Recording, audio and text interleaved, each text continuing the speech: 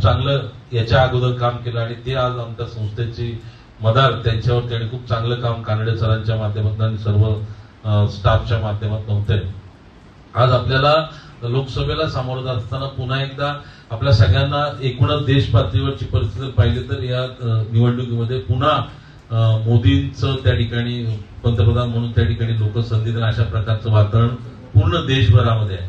आणि मग अजितदादांनी हा जो निर्णय घेतला त्या निर्णयाबरोबर लांडे साहेब असतील, मी असतील, आम्ही सर्वजण त्या निर्णयाबरोबर दादांबरोबर गेलो। कारण पिंपरी चिंचवड शहराचा एकूणच जर आपण पाहिला विकास तो दादांच्या माध्यमातून आला आणि दादांची भूमिका होती की जर आपल्याला आपल्या परिसराचा विकास करून पिंपरी चिंचवड शहराला अधिक चांगल्या उंचीवर न्यायचं असेल तर आपल्याला सत्तेबरोबर राहायला पाहिजे, अशा प्रकारची भूमिका दादा आणि दादांनी कधीच भावनेचं राजकारण केलं नाही। अजितदादांनी कायम विकासाचं राजकारण केलेलं आहे आणि लांडे साहेब असतील, मी असेल, आम्हाला सगळ्यांना आपल्या संस्थेला वारंवार मदत करण्याची भूमिका दादांनी घेतली।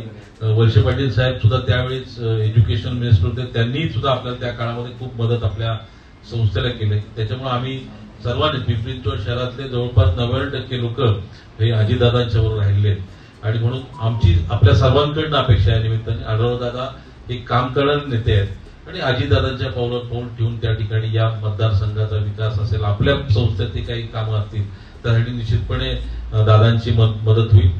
दादा लांडे साहेब सुद्धा या लोकसभेसाठी इच्छुक होते, आम्ही सगळ्यांनी त्यासाठी प्रयत्न केले, परंतु अतिशय खेळाडू वृत्तीने लांडे साहेबांनी आम्ही सगळ्यांनी ते मान्य केलं। ज्या दिवशी तुमची उमेदवारी निश्चित झाली त्या दिवसापासून लांडे साहेब आणि आम्ही सगळी मंडळी तुमच्या प्रचारात कार्यरत, आमच्या कुठल्याही अटी शर्ती नाहीयेत, आम्ही सगळेजण राष्ट्रवादीचे कार्यकर्ते अजितदादांना मानणार आहेत। लांडे साहेबांनी मला पहिल्या दिवशी सांगितलं की अजित आपल्याला पूर्ण ताकदीनिशी दादांचं काम करायचं, अजितदादांचं जे स्वप्न आहे की शिरूर लोकसभेमध्ये आपल्याला आढळराव दादांना चांगल्या मताने निवडून द्यायचंय आणि भोसरी हा नेहमीच तुमच्यासाठी बालेकिल्ला राहिलेला आहे आणि याही निवडणुकीमध्ये म्हणजे आता आमची अधिकची भर आमची तुमच्यावर पडल्यामुळं आपलं मताधिक्य जर आपण चांगलं काम केलं तर विजूचं आणि माझं परवा डिस्कशन चालू होतं की आपण खूप चांगली मेहनत घेतली, सगळ्यांना बरोबर गेलं तर आपण लाखभर मताचं लीड घेऊ शकतो। एवढं चांगलं संधी या भोसरी विधानसभा फक्त आपल्याला पुण्याच्या पूर्व भागातील 1938 पासून ग्राहकांना गुणवत्ता व सेवेची हमी असलेले